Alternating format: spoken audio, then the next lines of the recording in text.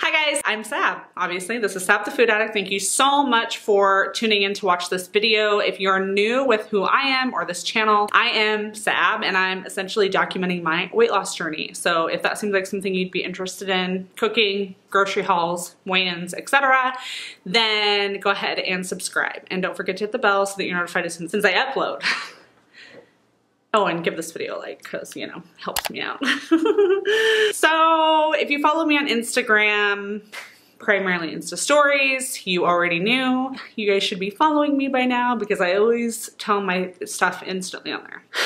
If you're not following me on Instagram, we need to stop what we're doing literally right now and go do that, because every single time, every single week, as soon as I weigh in, I literally announce it ASAP after I get, like, the second I'm like walking out of my meeting, literally on Insta stories telling you guys what I've weighed in. So if you only tune in for these videos to get the results of my weigh-in, then save yourself some time and just go check out my Insta stories. But for those of you that don't watch Instagram stories, my weigh-in was minus 2 pounds this week, so leaving me with a total of 24.4 pounds lost in 11 weeks, guys. It hasn't even been 3 months, and I'm already basically down 25 pounds. I can't even believe it's only been 11 weeks. I feel like I'm a different person. I feel like I've changed. I don't even know who I used to be 11 weeks ago. Now that the weigh-in's out of the way, let's get into the nitty-gritty details. So as I mentioned on my Instagram stories the day before my weigh-in, I was kind of terrified because I had had all you could eat sushi and your girl ate. I think I ate 4 rolls. That's insane. A lot, but it's fine. I do it all the time. I do it like once a month at least.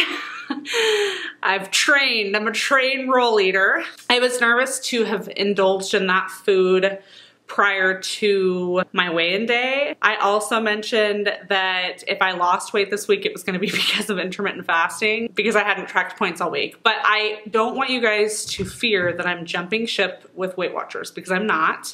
I love WeightWatchers, I love the program, and really what I mean by the fact that I haven't tracked points in about 2 weeks is I finally hit that rhythm in my weight loss journey now. Granted, I'm going to start tracking points again, but I've finally hit that rhythm in my weight loss journey where I am really with a capital R in tune with my body. I have been eating intuitively in combination with intermittent fasting, in combination with my knowledge of WeightWatchers. So meaning that I may not have necessarily like weighed out my rice to equal 5 or 6 points, but I've been able to eyeball it to know what I can eat and what the points values are. So I could have been up or down, etc., and you know what my points values were, but overall I stayed within my budget for the entire week in combination with intermittent fasting, which means I ate for certain amounts of time during the day and then I fasted for a certain amount of times during the day. I did that yesterday with my sushi. I fasted until I ate my sushi, and then my sushi essentially was my one meal of the day. I think I ate a little bit when I got home, but I cut my eating off really early, and then I got in 70 to 80 ounces of water as well. The combination of all of those things made my life happen. So was yesterday a cheat day? Probably. If I would have calculated the 4 rolls that I had in combination with anything I snacked on when I got home, it was probably, I would say, like a 40 to 45 point day. Now granted, if I look back earlier in the week, I didn't really overeat anything into my weekly budget. So I just essentially spent my entire weekly budget on the day before my weigh-in, which is a really dangerous thing and I don't recommend it. Still lost 2 pounds, and I think that's because I did so good the rest of the week that even if I did maybe if I was up, I could have probably lost like 4 pounds. Like, who knows, maybe my weigh-in next week's gonna be insane. That's basically what it means. I'm not jumping ship of WeightWatchers. I'm actually going to be getting back to tracking. I did go back into my app and I calculated all of the points that I had for each day off of memory from what I ate. And I did stay within budget for every single day except for Tuesday, which is my weigh-in day. I feel like that's why I lost weight. In other news, I wanted to talk to you guys a little bit about a few things. So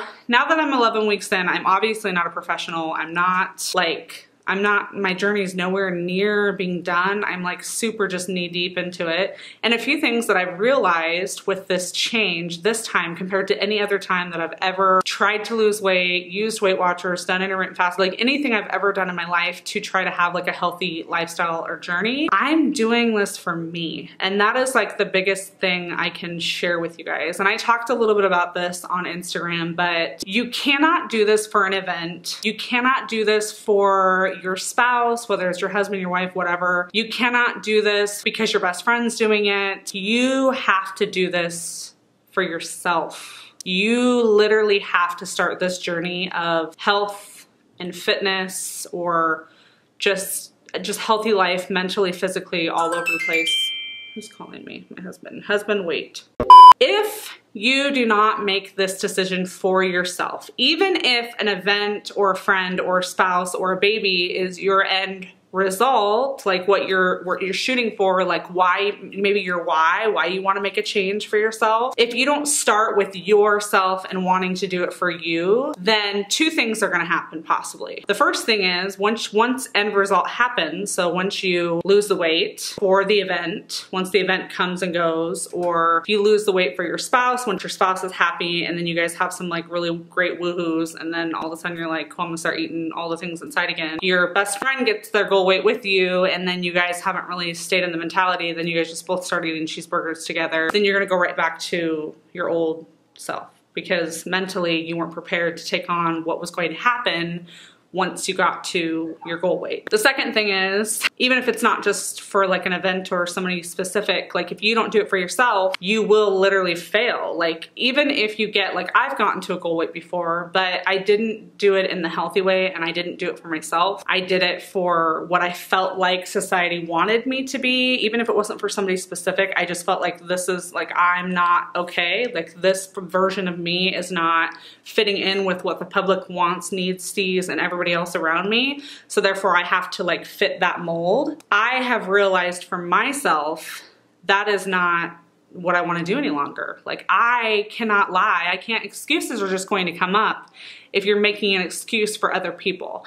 Now, for myself, I will tell you, I have definitely hit kind of this interesting perspective in my journey where I am documenting myself online for everybody to see through YouTube videos. I'm talking constantly about my struggles and my wins and my trials and everything online, on Instagram, on the daily. And with all of that, at times can come a lot of pressure, like a pressure to not fail, a pressure to lose weight every single week, a pressure to do any of the things. And that's why I'm being very transparent with you guys that like I didn't track it all last week. I didn't have the most perfect meals, but for the most part, my biggest change that I've had is listening to my body and realizing what's working well and what's not working well. And that is why I really enjoy intermittent fasting, because for somebody like myself who's addicted to food, I've binge ate before. I have struggled with bulimia in the past. I've also struggled with anorexia. Any kind of eating disorder you can think of, I've been that. I grew up with women in my family that were obsessed with being skinny and went about trying to be skinny in very unhealthy ways. I didn't have very positive role models in my life as a growing female when it came to food and etc. So I have had nothing really essentially but teenagers who don't know what they're doing, women who are just not great role models when it comes to that kind of stuff, and media to resort to try to figure out what was going to be best for me and what I needed to do to fit into society. And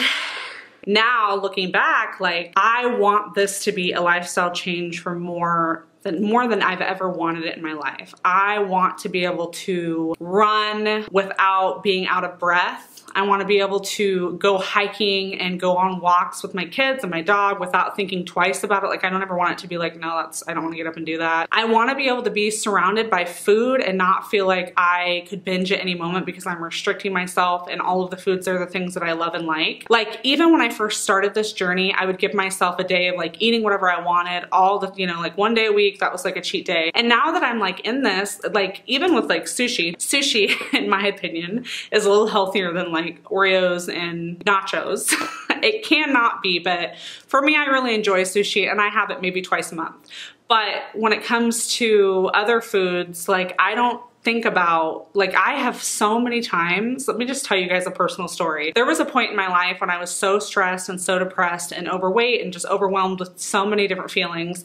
My husband came home to me in the kitchen in the dark with an entire package of double stuffed Oreos, and I ate the insides of all of them. It was just like a pile of black, and I was in the kitchen at the dining room table with the lights off. Like I've been that person before because I've restricted or I felt like I wasn't worthy or just whatever else. Now, I don't really have a reason to feel that way. I have a lot of friends and family that love me and that care about me and that offer me a ton of support. My husband is extremely supportive with myself. All 5 of my kids, like especially after integrating in my 3 younger siblings, like I have a huge support system at home. And so when I look at all of those things and think, like, what is my struggle? Like, what is this commitment to, like this commitment phobe to being a better me? I'm like self-sabotaging.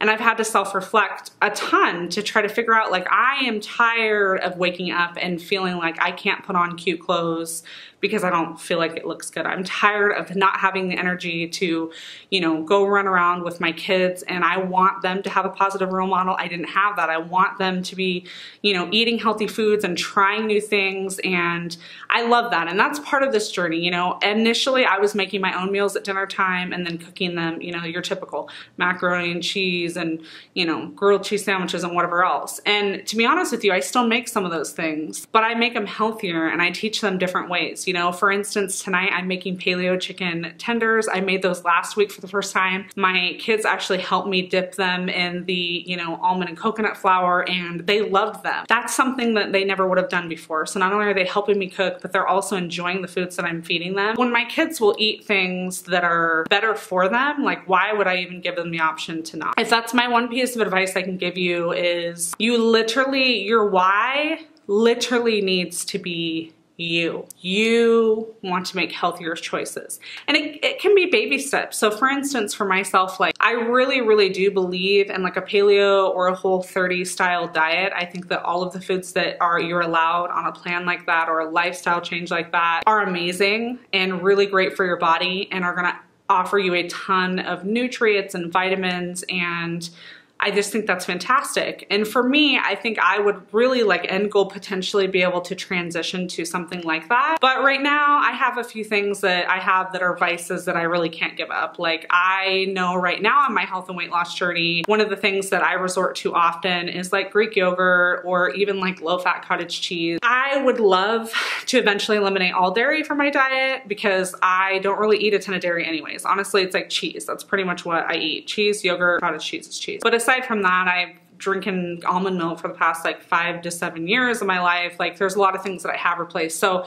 I have a few things that I'm just not quite ready to commit to. And in my mind at the moment, I don't feel like are terrible for me. So if I felt like instantly those were terrible, then I would make that decision for my health. And eventually I would like to limit my dairy intake. But I have no problem doing things like eating grass-fed butter or ghee, or resorting to coconut oil, or using coconut flour or almond flour, or there's a lot of things in my house that I've started to slowly transition. So if you do follow me on Instagram, you may see that a lot of what I post as of recent has been more paleo friendly meals. And I do clarify if I use anything that's not paleo friendly in them. Anyways, I don't want to ramble. I just want to let you guys know that that essentially is my driving force. It's really just me this time. I want to be healthier. I want to be in shape. I want to be fitness fanatic. Like, I love working out in the gym. I love it. I love what you can do with your body. And I think that starts out with your mind. And I think it starts out with your food intake, and then it eventually goes to the gym. I personally have actually cut back even more than last week. Like I told you guys, I was going 2 hours, 2.5 hours a week. And then last week I started cutting it down to about an hour. This week I've actually cut it down to, not only am I doing like an hour to an hour and 15 minutes, but I'm only doing it 3 days a week. And trust me, like, I want to be at the gym 6 days a week. I love it. I'm a very obsessive, like, all or nothing kind of person. But I think focusing on how I feel in the moment and allowing my body that time to recover. You know, I was working out so much that my body wasn't having time to actually recover, and I wasn't getting good sleep. Right now I'm really focusing on trying to get good sleep, trying to drink all of my water. I don't want to shamelessly plug myself, but you know, I'm doing the hashtag 30 days with Sab challenge. This time we're doing a hydration challenge. It's not too late to join. I encourage you guys with giveaways. You don't have to, obviously, like, that's not really the driving force, but my thought process is, if I have like a giveaway going on, which right now is the infused water bottle and a Target gift card, because who doesn't love Target? I do these giveaways because I want to encourage you guys not just to use my hashtag because I want it to be out there, but I want to encourage you guys. Last time it was to get moving. I was new on my journey and I wanted something to motivate myself to just get moving. And you guys are what motivate me. When you guys use that hashtag and running that challenge made me feel like I've got to participate in this. I can't expect other people to do it if I'm not doing it myself.